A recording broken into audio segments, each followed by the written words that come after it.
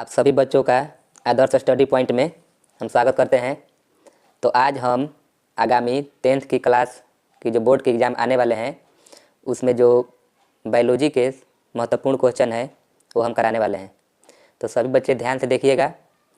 Question पहले आप लोग को दिखाया जाएगा, आप लोग कोशिश कीजिएगा अपना आंसर देने के लिए। हम आंसर आपको बताएंगे और आपको समझाया जाएगा। ध्यान से क्वेश्चन को देखिएगा। इन सब क्वेश्चनों की प्रश्नों की आने की बहुत उम्मीद है। जो 10th बिहार बोर्ड के बच्चे हैं उनके लिए ये क्वेश्चंस बहुत ज़रूरी हैं। तो चलिए शुरू करते हैं हम लोग से। जो पहला प्रश्न है आप लोग का, एटीपी का विस्तारित रूप है।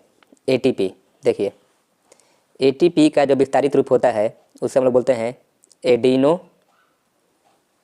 Adenosine triphosphate. Adenosine triphosphate. तो इसमें ऑप्शन देखेंगे, एडिनोसिन थाइमिन गलत है, ये एडिनाइन ट्रीफॉस्फेट ये भी गलत है। ये देखिए यहाँ पर एडिनोसिन ट्राइफॉस्फेट। तो ये जो ऑप्शन सी है आप लोग का सही हो जाएगा। अगला प्रश्न जो है, क्रामाकुंचन गति पाई जाती है। देखिए, क्रामाकुंचन गति यह एक ऐसी गति होती है जो हम भोजन करते हैं उन भोजन को हम लोग के ग्रास नली के माध्यम से भोजन को अंदर की तरफ ढकेलती है। जो हम यहाँ से भोजन करते हैं, मनुष्य जो भोजन हम लोग लेते हैं यहाँ से, जो ग्रास नली में जो ऐसे ग्रास नली का बना रहता है, यहीं पर क्रामाकुंचन की गति होती है जो हमारे भोजन को हमारे पेट तक पहुंचाने में मदद करती है। आप लोग देखे होंगे कि हम लोग कभी सो कर भी खाते हैं तो हमारा भोजन जो है अंदर चला जाता है, चाहे पानी पीते हैं तो हमारा भोजन अंदर चला जाता है।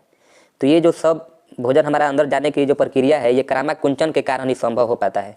यदि यह गति नहीं पाई जाती तो हम खाए हुए भोजन को आसानी से अंदर पेट में नहीं पहुँचा पाते। तो यह जो गति पाई जाती है आपकी पाई जाती है ग्रास नली में। देखिए अगला प्रश्न जो है, सामान्य अनुशीतलन रक्तदाब होता है। रक्तदाब देखिए, रक्तदाब जो होता है आप लोगों का मनुष्य का, वो होता है 120/80 mmHg। अब इसमें पूछा है अनुशीतलन रक्तदाब। अब इसमें जो होता है, एक होता है अनुशीतलन रक्तदाब और एक होता है प्रकुंचन रक्तदाब। समझ गए? तो इसको याद करने का एक ट्रिक है। अनुशीतलन जो है, ये जो वर्ड है प्रकुंचन से छोटा है। जो बड़ा वर्ड होता है उसमें जो है ये छोटा वाला अंक आ जाता है 80 mmHg, और जो छोटा वाला वर्ड है उसमें आप लोग का बड़ा वाला अंक आ जाता है 120 mmHg। तो इसलिए आप लोग देख रहे हैं कि इसमें क्या है, अनुशीतलन बड़ा वाला वर्ड है, तो इसमें क्या होगा 80 mmHg। ये मनुष्य का रक्तदाब होता है। समझ गए? तो अगला आप लोग का प्रश्न है कि पौधों में जाइलम द्वारा पदार्थ का स्थानांतरण होता है। देखिए, जो आप लोग के पौधे होते हैं,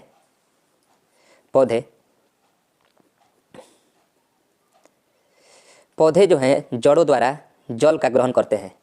पौधे जो हैं, जाइलम जो होता है आप लोग का जल को पौधों के पूरे भाग में पहुंचाने का कार्य करता है। जाइलम का कार्य होता है जल का संवहन, और जल जो मिलता है पौधों को नीचे से मिलता है। पौधे जो हैं जल का ग्रहण जो करते हैं नीचे धरती से करते हैं, और ये जो जल को पहुंचाने का कार्य करते हैं नीचे से ऊपर की ओर करते हैं। तो इसका जो आंसर आप लोग का हो जाएगा, जाइलम द्वारा पदार्थ का स्थानांतरण नीचे, ये नीचे की ओर नहीं होगा, आप लोग का हो जाएगा ऊपर की ओर। देखिए ये क्या होगा, ऊपर की ओर। ये ऑप्शन नहीं होगा। कुछ बच्चे इसको मार सकते हैं क्योंकि नीचे की ओर दिखा है, ध्यान नहीं देंगे तो ये क्या होगा, ऊपर की ओर, नीचे से ऊपर की ओर। समझ गए? और यही जो होता है फ्लोएम, एक होता है पौधों में फ्लोएम, ये एक जटिल उत्तक है। फ्लोएम और जाइलम दोनों जटिल उत्तक के उदाहरण हैं। फ्लोएम जो होता है पौधों में भोजन का स्थानांतरण करता है। भोजन यानी खनिज लवण, जो पौधों के लिए पदार्थ होते हैं खनिज लवण, वो दोनों तरफ स्थानांतरित करता है। जो भोजन जो है फ्लोएम द्वारा जो खनिज लवण का स्थानांतरण होता है वह पौधों में दोनों तरफ होता है, ऊपर की तरफ भी होता है और नीचे की तरफ होता है। यदि इस क्वेश्चन में जाइलम के जगह पर फ्लोएम पूछा होता तो इसका आंसर हो जाता है ऊपर और नीचे दोनों तरफ। समझ गए आप लोग? चलिए अगला क्वेश्चन देते हैं। मनुष्य में प्रमुख उत्सर्जी अंग हैं। देखिए, उत्सर्जी अंग जो है मनुष्य के लिए बहुत ही जरूरी है। यदि ये उत्सर्जी अंग शरीर में ना हो तो मनुष्य में बहुत सारे अपशिष्ट पदार्थ जैसे यूरिया, अमोनिया, नाइट्रोजन वेस्ट पदार्थ शरीर में रह जाएंगे, जो हम लोग के शरीर के लिए बहुत हानिकारक हो सकते हैं। समझ गए? तो उत्सर्जी अंग का जो कार्य होता है, शरीर से अपशिष्ट पदार्थों का निष्कासन होता है। तो इसमें से आप लोग का जो आंसर होता है ब्रिक होता है। चलिए अगला प्रश्न देखते हैं। अमीबा अपना भोजन किसके द्वारा पकड़ता है? जो है कूट पाद विधि द्वारा पकड़ता है। ये तो बहुत ही आसान क्वेश्चन है, सभी विद्यार्थी इसके बारे में जानते हैं। चलिए अगला क्वेश्चन देखते हैं। कार्बोहाइड्रेट, प्रोटीन तथा वसा के पूर्ण पाचन का स्थल निम्नलिखित में से क्या है? देखिए कार्बोहाइड्रेट जो है इसका पाचन जो है हम लोग के मुंह से ही चालू हो जाता है। जब हम खाना खाते हैं उसी समय हम लोग का कार्बोहाइड्रेट का पाचन चालू हो जाता है। और प्रोटीन जो है, प्रोटीन का पाचन जो है हम लोगों के पेट से चालू होता है। प्रोटीन का पाचन हम लोग के पेट यानी कि अमाशय में एक पेप्सिन नामक एंजाइम निकलता है। पेप्सिन नामक एंजाइम निकलता है जो प्रोटीन में मौजूद पॉलीपेप्टाइड बंध को तोड़ने का कार्य करता है। ये जो पेप्सिन होता है हम लोग के पेट में जो जठर ग्रंथियाँ होती है उससे हम लोग का पेप्सिन नामक एंजाइम निकलता है और ये एंजाइम जो है प्रोटीन में मौजूद पॉलीपेप्टाइड बंध को तोड़ देता है। लेकिन जो पेप्सिन एंजाइम होता है पूरी तरह से प्रोटीन का पाचन नहीं करता है।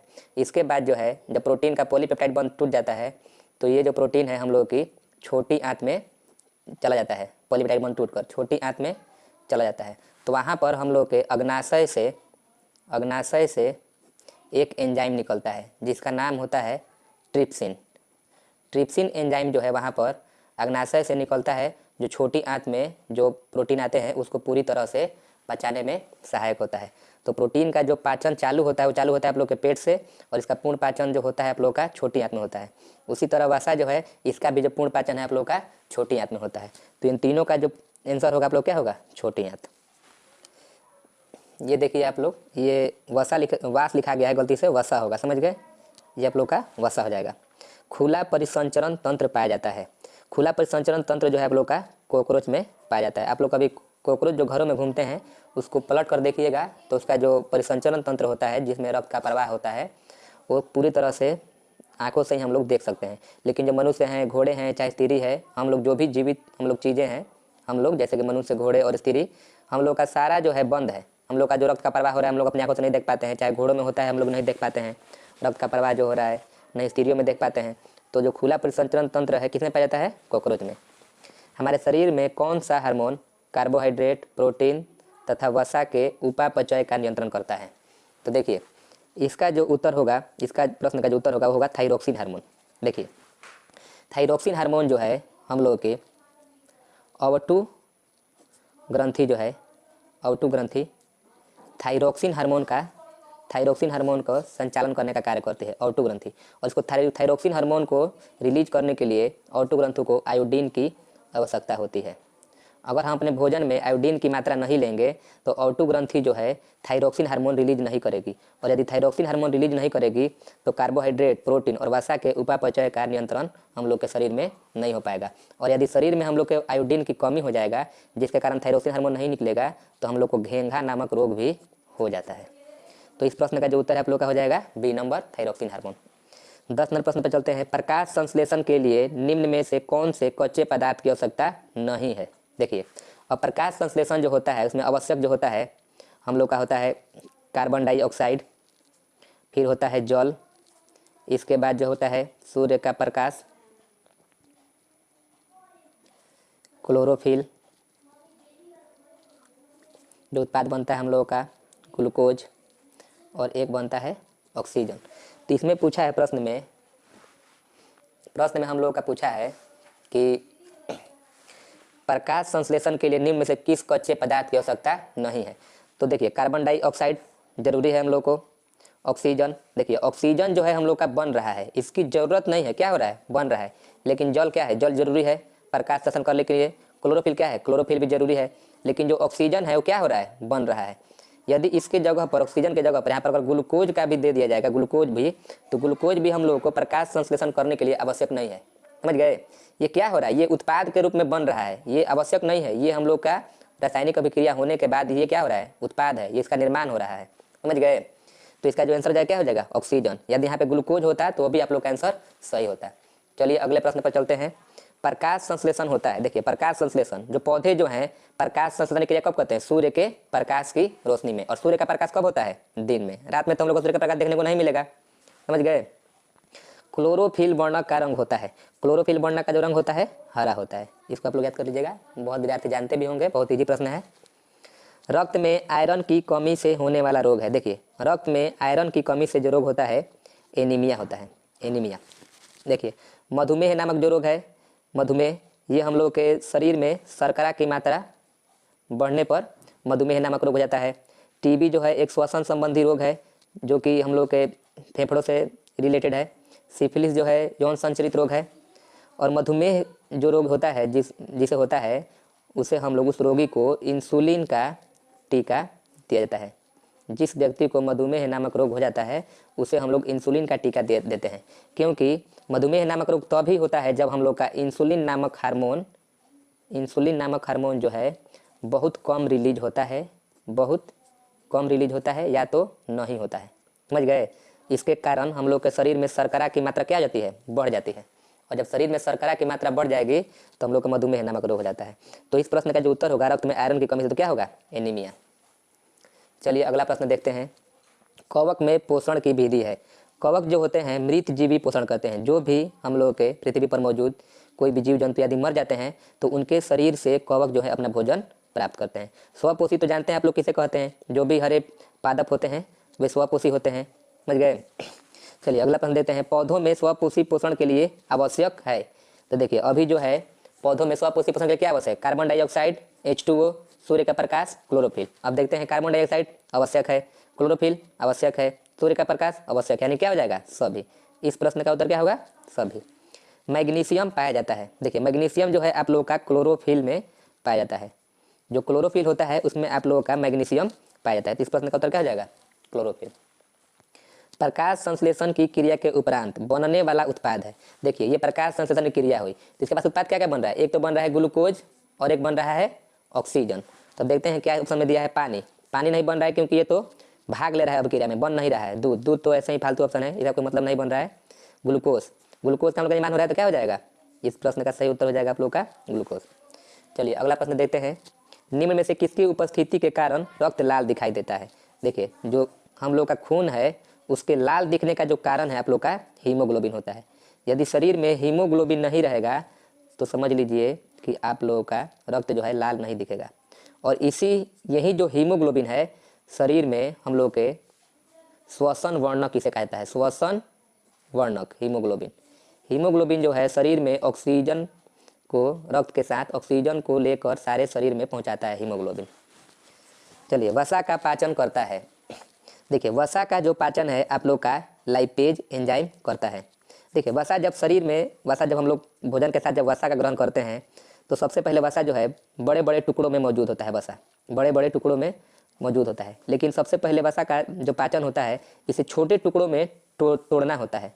जो हम लोग का कार्य करता है पीतरस, इसका जो कार्य करता है छोटे छोटे टुकड़ों में तोड़ने का, पीतरस जो है वसा को छोटे छोटे टुकड़ों में तोड़ता है। और इस पीतरस जो निकलता है हम लोग के यकृत से निकलता है। पीतरस जो है यकृत से निकलता है और इस वसा के जो बड़े टुकड़े हैं इनको छोटे छोटे टुकड़ों में तोड़ता है, यानी गोलिकाओं में तोड़ता है। फिर इसके बाद जो ये वसा होता है इसे हम लोग बोलते हैं इमल्सीकृत वसा। और इस वसा का जो पाचन है, पूर्ण पाचन, वो हम लोग करता है लाइपेज एंजाइम। समझ गए? और पीतरस जो है यकृत से निकलता है पीतरस, लेकिन पीतरस जो जमा होता है वो जाकर जमा होता है पित्ताशय में।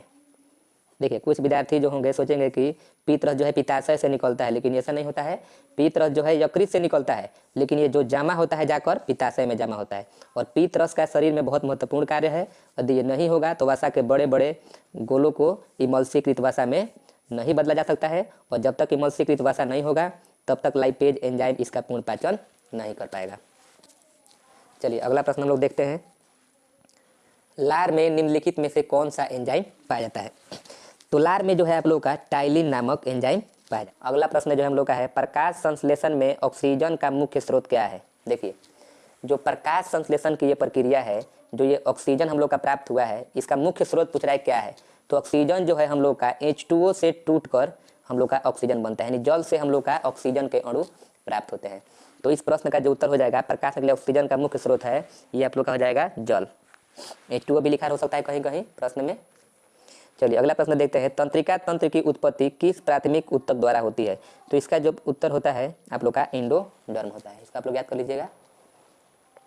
पाइरुवेट के विखंडन से यह कार्बन डाइऑक्साइड, जल तथा ऊर्जा देता है। यह क्रिया कहाँ होती है? देखिए, जो हम लोग के शरीर में ग्लूकोज होता है, ग्लूकोज कोशिका द्रव में पाइरुवेट में विखंडन हो जाता है। पाइरुवेट में विखंडन होता है, और ये पाइरुवेट में जो विखंडन होता है तो यह 3 तरह से इसकी क्रिया होती है। एक तो ऑक्सीजन की उपस्थिति में, एक ऑक्सीजन की अनुपस्थिति में, और एक ऑक्सीजन की कम मात्रा में, और एक ऑक्सीजन की उपस्थिति में। जो ऑक्सीजन की उपस्थिति में होता है, ये जो क्रिया होती है माइटोकॉन्ड्रिया में होती है। माइटोकॉन्ड्रिया में ऑक्सीजन की उपस्थिति में पाइरुवेट का विखंडन होता है। समझ गए? तो इसमें हम लोग को मिलता है आप लोग का कार्बन डाइऑक्साइड, जल तथा ऊर्जा। यही जो क्रिया है माइटोकॉन्ड्रिया वाली, ये मनुष्य में होता है ऑक्सीजन की उपस्थिति में। इसे हम लोग बोलते हैं वायवीय श्वसन। वायवीय श्वसन, समझ गए? इसे हम लोग बोलते हैं वायवीय श्वसन। और जो ऑक्सीजन की अनुपस्थिति में होता है, ये होता है ईस्ट में। और ऑक्सीजन की जो कम मात्रा में जो होता है, ये अब क्रिया जो होती है हम लोग के पेशियों में होती है, पेशियों में। इसी कारण से जब हम कभी दौड़ लगाते हैं, बहुत दिनों के बाद दौड़ लगाते हैं, तो हम लोग का ऑक्सीजन की मात्रा कम हो जाती है, जिसके कारण पेशियों में ऑक्सीजन के अभाव में क्रिया होती है, तो लैक्टिक अम्ल का निर्माण होता है। और लैक्टिक अम्ल जब निकल कर जोड़ों में जाता है, जहाँ पर ज्वाइंट होता है हाथ का पैर का, वहाँ पर हम लोग का दर्द होने लगता है। तो जो हम लोग का ये प्रश्न है कि पाइरुवेट के विखंडन से कार्बन डाइऑक्साइड, जल तथा ऊर्जा, तो हम लोग कहाँ मिलता है? माइटोकॉन्ड्रिया में। इसका प्रश्न का उत्तर क्या जाएगा? माइटोकॉन्ड्रिया। वह कौन सा पराक्रम है जिसके द्वारा शरीर में ऊर्जा का उत्पादन होता है? देखिए, भोजन, पोषण, उत्सर्जन, श्वसन। तो देखिए, भोजन जो है और पोषण और श्वसन, कोई विद्यार्थी इनमें कंफ्यूज हो सकते हैं। कोई कहेगा कि भोजन से भी हम लोग को ऊर्जा मिलता है, पोषण से भी बोल सकते हैं कि ऊर्जा मिलता है, लेकिन जो वास्तव में हम लोग को ऊर्जा का स्रोत है वो होता है श्वसन। भोजन करेंगे, मान लीजिए भोजन किया या पोषण किया, लेकिन यदि हम श्वसन नहीं करेंगे तो वो जो भोजन है हम लोग को ऊर्जा के रूप में परिवर्तित नहीं हो पाएगा। बिना श्वसन के कोई भी खाया हुआ भोजन जो है हम लोग को ऊर्जा में परिवर्तित नहीं हो पाएगा। इसलिए जो शरीर में ऊर्जा का उत्पादन करता है वो होता है श्वसन। पत्तियों में गैसों का आदान प्रदान कहाँ होता है? ये तो बहुत ईजी क्वेश्चन है। कहाँ होता है? रंध्र में, जिसे हम लोग पत्तियों में स्टोमेटा होता है। छोटे छोटे छिद्रों को हम लोग क्या कहते हैं? स्टोमेटा। इन्हीं छिद्रों को हम लोग क्या बोलते हैं? रंध्र को स्टोमेटा। इसे हम लोग रंध्र भी बोलते हैं। तो इन्हीं रंध्र में जो होता है हम लोग का गैसों का आदान और प्रदान होता है। चलिए, आज हम लोग 25 क्वेश्चन किए, फिर हम लोग के साथ जुड़े रहिएगा आदर्श स्टडी पॉइंट के साथ। आदर्श स्टडी पॉइंट के साथ आप लोग जुड़े रहिएगा। ये जो सीरीज है 150 प्रश्नों की सीरीज चलेगी, जो आप लोग के 10th के जो बोर्ड का एग्जाम है उसके लिए बहुत ही महत्वपूर्ण सीरीज है। इसमें से सारे जो बायोलॉजी के क्वेश्चन हैं 100% लड़ने की उम्मीद है हम लोग की। इसमें से 100% प्रश्न जो है बायोलॉजी के लड़ जाएंगे। तो आप लोग हम लोग के साथ जुड़े रहिएगा। और हम लोग के यदि हम लोग का ये सेशन आप लोगों को अच्छा लगा हो तो चैनल को सब्सक्राइब कर लीजिएगा। आप लोग का बहुत बहुत धन्यवाद।